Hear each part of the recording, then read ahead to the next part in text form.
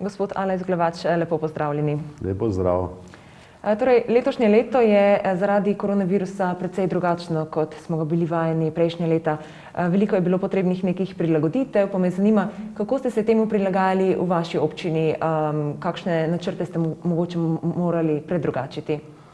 Ja, večino stvari je bilo vezano predvsem na prireditve, torej občinske ali pa tiste, kjer je občina kot zraven kot nek partner. Tako da te stvari so res ali bile drugačne ali jih pa sploh ni bilo. Torej nekako do februarja, marca je še večino prireditev izvedenih. Potem je bil prvi lockdown in seveda ta prva epidemija spomladanska. To je bilo nekaj časa mir poleti, vendar mi prireditev nismo izvajali že zaradi tega, ker je nekako v tem času tudi v zdraviliščih bilo ogromno turistov in seveda epidemija, tudi če ni bila uradno razglašena, so se kar širile okužbe. Jeseni pa tako vemo, da je potem drugi val, tako da samih prireditev nismo in tudi vsem društvom in organizacijam smo svetovali, da za letos naj zadeve omejijo na minimum. Kako pa je koronavirus vplival na delovanje v vaši občini in na turizem? Ja, tu v tej drugi fazi, pa tudi v prvi smo imeli podobno kot vse druge inštitucije, tam, kjer je bilo možno v občinski upravi delo od doma. To pomeni, da smo se tudi komunikacijsko opremili, tako da so tisti zaposleni, ki delajo neposredno na nekaterih projektih, delajo od doma. Drugače pa smo bili tu izmenično. To pomeni, da je v vsakem prostoru ali pa v vsakem nivoju zgradbe lahko bil nekdo. Občasno smo imeli tudi telesestanke ali konference. Seje organov občine smo pa izvajali v gasilskem domu Moravske Toplice, potem v športni dvorani v Martjancih smo imeli eno prireditev in pa spet na videokonferenčni način za zadnjo sejo pred 2 dnevoma.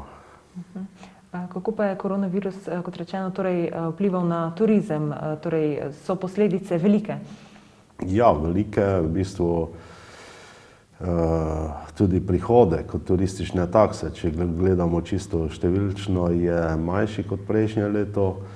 Je pa izjemno pozitivno vplivalo v tem drugem delu leta tako imenovano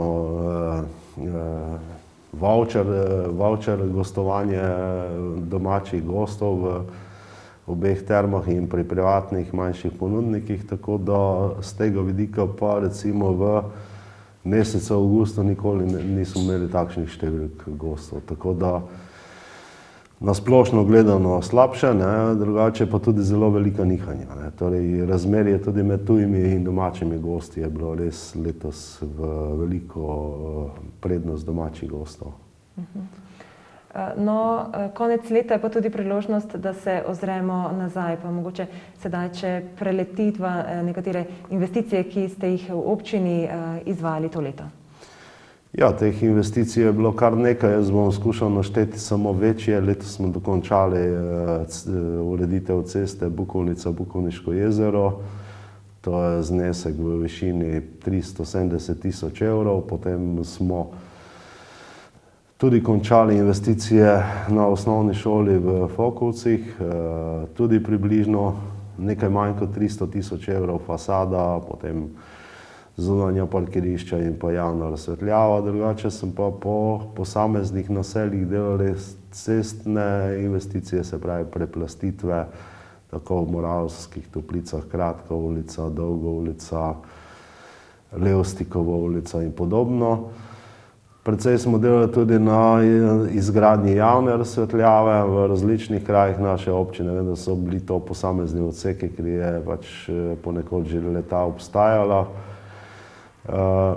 Druge stvari, ki jih je pa občina počela, pa so seveda programske narave. Se pravi, ogromno smo načrtovali, potem sprejemali prostorske akte, spremembe prostorskih aktov, projektno dokumentacijo in podobno. Zdaj računali smo seveda, da bo tudi pomurski vodovod Krak B že letos se začel, pa se ni, tako da se to prestavlja v naslednje leto. Kateri so še mogoče tisti aktivni projekti, ki jih planirate za naslednje oziroma prihodnje leta? Ja, predvsem ta največji, druga faza pomurskega vodovoda, ker imamo v 5 naših naseljih zgraditi še za okrog 5 milijonov vrednosti omrežij in pa priključkov. Potem je večja zgodba tudi povezana z že dolgo pričakovano komasacijo ali zložbo zemljišč v katastrskem območju Noršinci-Martjanci, tudi vrednost okrog 800 tisoč evrov.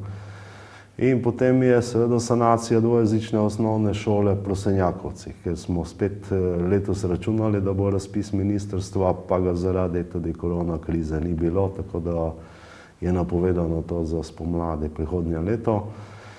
Res pa je, da potekajo tudi priprave na druge projekte, ki pa so tudi čezmejni ali pa večji, se pravi povezano z gradnjo soboške vzhodne obvoznice, potekajo priprave za gradnjo suhega zadrževalnika, Sebeborci in podobno.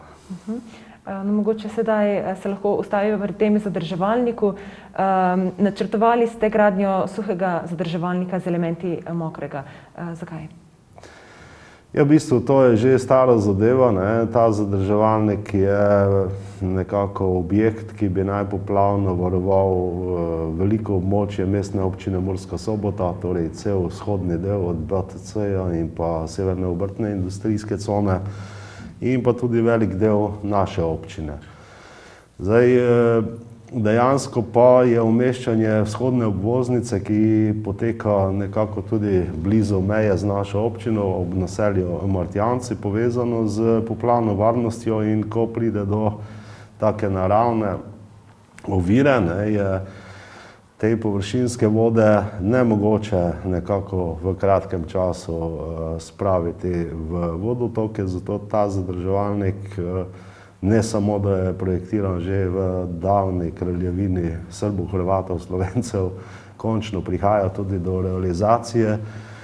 Zdaj, kdaj se bo začelo graditi, ni mogoče napovedati, je pa v vseh aktih, tako mestne občine kot naše, seveda ta gradnja vzhodne obvoznice in ta zadrževalnik sočasna, torej ne more biti prej izdano gradbeno dovoljenje tudi za obvoznico, če ni tega.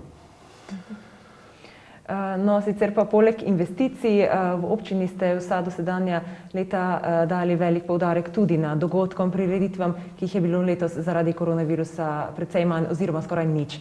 Se pa trudite tudi nekako povezati ljudi na spletu, ne? Ja, v bistvu je ta, kakorkoli obrnemo, tale pandemija svetovnih razsežnosti pač odkrila tudi neke nove možnosti komunikacije. In tako kot recimo imajo dijaki in otroci in šolarji, študenti pouke nadaljavo in da potekajo tudi mnoge pomembne stvari nadaljavo s pomočjo modernih sredstev, tako tudi naš TIC komunicira z zainteresirano javnostjo in tudi domačini na način, da uporablja družbena omrežja, in seveda zdaj v zadnjem času ima en zanimiv projekt, kako predstaviti recimo najmlajšim, pa tudi malo starejšim, ki so doma, vse te stvari, ki potekajo v občini, pa morda za posamezni kraj zanimive ali pa tudi za širše občestvo. Zanima me še, kako ste mogoče najstarejšim, najranljivejšim oziroma tudi drugim občanom in občankam pomagali oziroma priskočili na pomoč v teh najtežjih časih. Kako ste se organizirali? Ja, tu smo aktivirali štab civilne zaščite, tako da je vsem, ki so bili pomoči potrebnih, smo zagotovili to pomoč, ali pri tem, da smo jim priskrbeli hrano ali zdravniško pomoč ali kakorkoli. Tudi pri najmlajših smo seveda organizirali poseben oddelek v vrtcu v Moravskih Toplicah za tiste, ki nimajo varstva. Drugače je pa prav vrtec zanimivo proti koncu leta izvedel eno akcijo, kjer so 1100 našim starostnikom, v starejših od 70 let, otroci napisali posebne božično-novoletne voščilnice in se spodaj podpisali, tako da zdaj prav zanimivo, včasih prihajajo klici, kdo je ta Janja, ki mi je pisala in podobne stvari, tako da je to dokaj originalen pač prijem. Želite za konec našim gledalkam, gledalcem oziroma občanom, občankam še kaj sporočiti? Ja, predvsem bi želel vsem, ki nas spremljajo, voščiti blagoslovljen in vesel Božič. Božič je praznik, seveda, ki je več kot 2000 let. Sporočilo tega praznika je, da tudi, če imamo skromen dom ali nimamo zgradbe, je najpomembnejše, da je v neki naši bližini, to je dom, toplina, ljubezen in sreča, tako kot je bilo pred 2000 leti. In da ni pomembno, kako ta dom izgleda ali kako je velik, lahko je tudi hlev. Potem imamo 26. dan samostojnosti in enotnosti slovenske države, spomin 30 let je letos od plebiscita, ko smo nekako dosegli svojo državno suverenost, kjer je vse prebivalstvo na tem glasovanju nekako z veliko večino, 83%, glasovalo za. In potem so novoletni prazniki, za katere pa nam vsem skupaj želim, da bi bili pač veseli, prehod v novo leto, kolikor se da, v krogu tistih najbližjih in da bi novo leto bilo lepše, bolj zdravo in srečnejše kot letošnje. Alojz Ragljevač, najlepša hvala za ta pogovor. Hvala tudi vam.